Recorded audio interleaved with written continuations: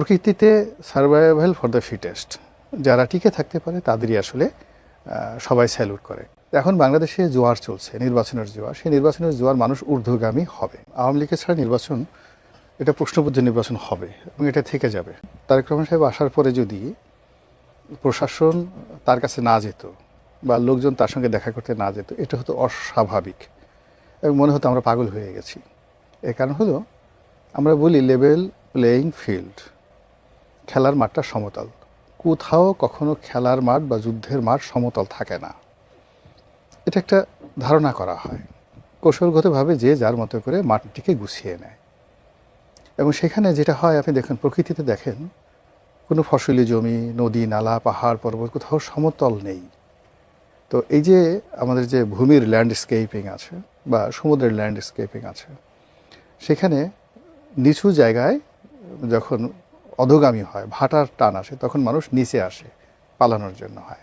আর যখন মানুষ আবেগ চলে আসে, জোয়ার চলে আসে, তখন মানুষ ঊর্ধ্বগামী হয়। এখন বাংলাদেশে জোয়ার চলছে, নির্বাচনের জোয়ার। সেই নির্বাচনের জোয়ার মানুষ ঊর্ধ্বগামী হবে। তারেক রহমান সাহেব আসার আগে এই জোয়ারটি ছিল জামাতমুখী। সবাই তখন জামাতের আমিরের দিকে তাকিয়ে শান্তি পেতেন, মনে হতেন তিনি আকাশের পূর্ণিমার চাঁদ। মগবাজার মিন্স একটা তীর্থকেন্দ্র। রেল লাইন পার হলেই, তারপর শেষে আলফালা বিল্ডিংয়ের কাছাকাছি গেলেই মনে হবে যেন কিসের একটা গন্ধ আসছে, আতর, গোলাপ সেন্টের গন্ধ আসছে, পবিত্র পবিত্র মনে হতো। তার আগে, অর্থাৎ জামাতের এই যে জোয়ারের আগে, এই জোয়ার ছিল এনসিপির জোয়ার। তো সেই এনসিপির যারা কর্তা ব্যক্তি, সেই অফিসে বিএনপির বড় বড় নেতারা কি যায়নি? আসিফ মাহমুদ সজীব ভুঁইয়ার সাথে দেখা করার জন্য বিএনপির অনেক বড় প্রেসিডেন্ট মেম্বারে গিয়ে বসে থাকতেন। এটা হলো বাস্তবতা। তখন এনসিপির জোয়ার ছিল। এনসিপির জোয়ারের আগে সমন্বয়কদের একটা জোয়ার ছিল। কোনো মতে একটু সমন্বয়কদের নাম লেখাতে পারলে তার যে কী দাপট, উপজেলা অফিস থেকে শুরু করে জেলা অফিস, ভূমি অফিস, চট্টগ্রাম বন্দর, বিভিন্ন কাস্টমস হাউস, সব জায়গাতেই কিন্তু এই সমন্বয়কদের একটা গ্রুপ তারা সেখানে ছিল। তাহলে আমাদের দেশে যে বছরের 6টা ঋতু, সেই 6টা ঋতু অনুযায়ী প্রতি 2 মাস পর পর চেঞ্জ হয়। তো আপনি এখানে গিয়ে দেখেন যে প্রথমে আমাদের সমন্বয়ক, তারপরে এনপি, তারপরে জামাত, বিএনপি, আর যমুনা কেন্দ্রিক ডক্টর মোহাম্মদ ইউনূস, আর এই এরিয়াস কেন্দ্রিক যে একটা জোয়ার। তাহলে আমাদের এই এক বছরে মানে 6বার করে কিন্তু ঋতু পরিবর্তন হয়ে গেছে। এটাই স্বাভাবিক। এখন বাস্তবতা হলো কি, প্রকৃতিতে সার্ভাইভাল ফর দ্য ফিটেস্ট, যারা টিকে থাকতে পারে তাদেরই আসলে সবাই স্যালুট করে। এখন গত এক বছরের যে ধারাপতন, বর্ষা গেল, গ্রীষ্ম গেল, শরৎ গেল, হেমন্ত গেল, আবার বসন্ত এলো। এখন এই নির্বাচনের সময় যে প্রকৃতির যে বসন্তটা, এটা প্রকৃতির ইচ্ছায় বিএনপির কপালে জুটে গেছে, অথবা বিএনপি ক্যালকুলেশন করে এই সময়টিকে তাদের পক্ষে নিয়ে এসেছে।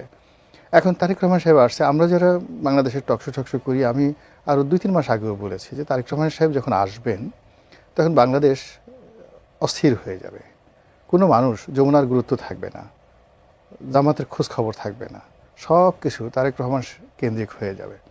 তারেক রহমান সাহেব যেটা বলবেন ওটাই আইন হবে। তিনি হাসলে সারা বাংলাদেশ হাসবে, তিনি যদি কাঁদেন সারা বাংলাদেশ কাঁদতে কাঁদতে অস্থির হয়ে যাবে।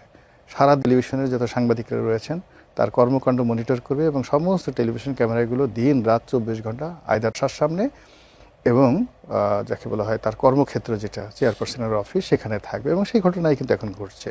কিন্তু এই সময়টিতে এরকম যে একটা ঘটনা ঘটবে, এটা যারা এখন ঈর্ষা করছেন বা যারা কষ্ট পাচ্ছেন, তারা যদি তখন থেকে সতর্ক হতেন, তাহলে কিন্তু মানে বন্ধুত্বটা সুন্দর হতো। কেননা আমরা তো দেখেছি যে বিএনপি কিন্তু একটা সময় বিএনপিকে কাউন্টই করা হতো না। এনসিপির লোকজনই বলা হতো যে বিএনপি হাইয়েস্ট 100 সিট পাবে।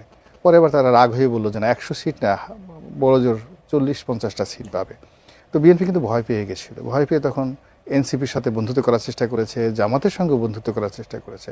তখন তারা বলছে দ্যাট এদের সাথে করাই যায় না। তারা নিজেরাই সমস্ত ইসলামিক দলগুলোকে করে সে সরোয়ার্দী উদ্যানে সবাইকে নিয়ে এসে বিশাল সমাবেশ করলো এবং সেই সমাবেশ করার পরে মনে হলো যে আসলে জামাতই দেশটি চালাচ্ছে। এখন বিগের চাকা বিএনপির দিকে চলে আসছে। এই জন্য মানে দুঃখ করার কিছু নাই, নতুন করে আবার তারা শুরু করতে পারে এবং এটাই বাস্তবতা। তাদের মধ্যে অস্বাভাবিক কিছু নেই। আওয়ামী লীগের ছাড়া নির্বাচন, এটা প্রশ্নবুদ্ধ নির্বাচন হবে এবং এটা থেকে যাবে। এটা যেমন সত্য, আবার একই সঙ্গে আওয়ামী লীগ জুলাই যে গণ অভ্যুত্থানের মাধ্যমে একটা পরাজিত শক্তি, একটা পরাজিত শক্তি মূল রাজনীতির যে স্ট্রিম, সেই স্ট্রিমে ফিরে আসার জন্য একটা ব্রিদিং টাইম দরকার। তো কাজেই এখানে তাদেরকে ছাড়া নির্বাচনটা যেভাবে মানে গ্রহণযোগ্যতা পাবে না, আবার একই সঙ্গে তাদেরকে মাঠে এই মুহূর্তে আনার মতো ঝুঁকি কোনো সরকারই নিতে চাইবে